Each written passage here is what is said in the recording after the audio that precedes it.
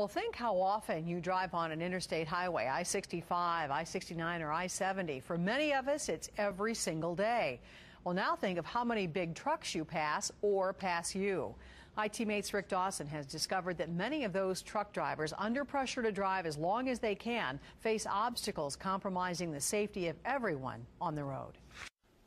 Hauling freight cross-country is a hard way to scrape out a living, especially these days because of high fuel prices.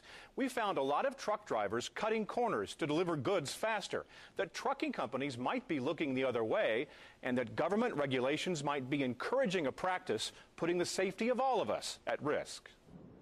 They're sleepy, they nod off, they can't concentrate. The drivers are under more pressure to deliver their loads on time and quicker. There ain't no safety. It's all about money. IT-Mate's investigation found truck drivers are being pushed to the limit because most are paid by the mile. It's causing drivers who may be too tired to keep driving. But you have to push safety, and it starts with the top, with the owner of the company. Andy Card is the owner of a large Hamilton County trucking company.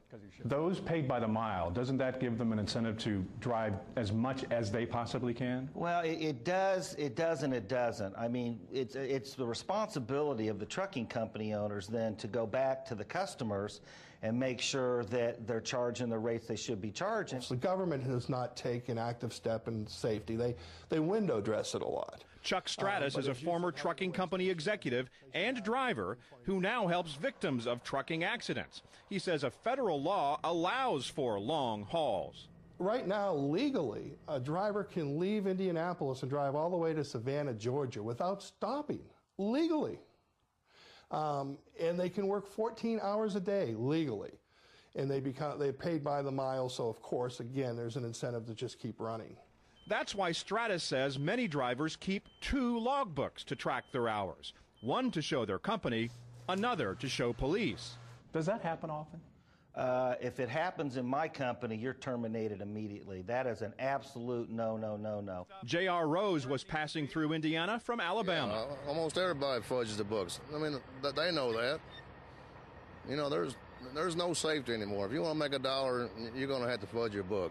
Truck driver Matthew Seaman of Illinois says federal government regulations should mandate a break to divide that 14-hour shift. If we take a 2-hour break, it's not going to go against us. You know, and we'd have the freedom to be able to stop. One of the deadliest crashes involving a trucker in Indiana history happened on this stretch of I-69 in Grant County. It was April of 2006, and 5 people were killed. Students and a staff member from Taylor University died when a truck crossed the median and slammed into their van.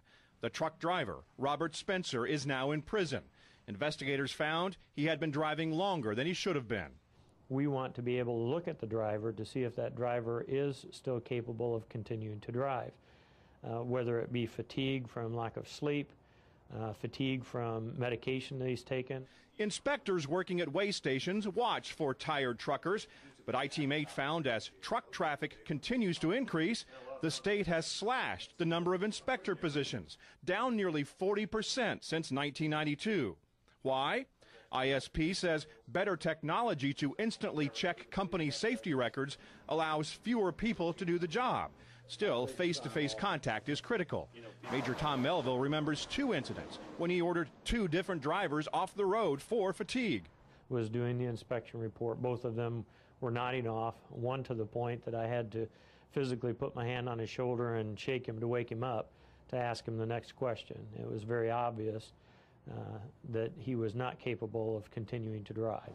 But many do continue to drive. Here's another reason why. Our I-Team investigation found a shortage of legal overnight parking for trucks.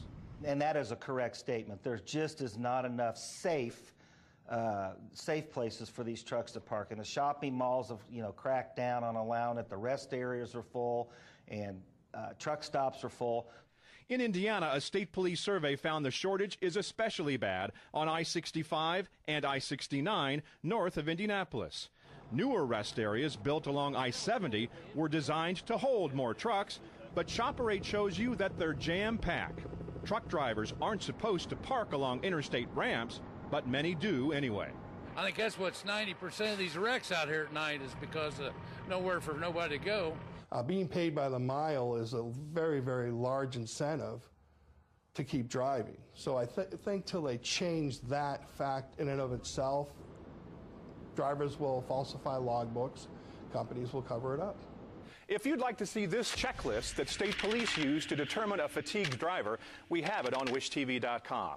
The best advice for you to avoid trouble: pass a truck quickly and stay out of blind spots. If you see a truck driver who appears tired or is drifting from lane to lane, report that to state police with a good description of your location and the truck.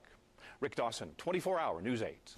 Yeah, good report. Very interesting. Crowded rest area shot. That said a lot about the storm right there. It is chilly out there tonight, Angela. Oh, it is cold. Single-digit wind chills, in fact, right now. That gets your attention, too. It does, and we've got some snow showers to show you as well on Forecast 8 Viper. Not forecast to accumulate too much, but keep in mind there will be some light snow off and on all night long and even through the early part of tomorrow.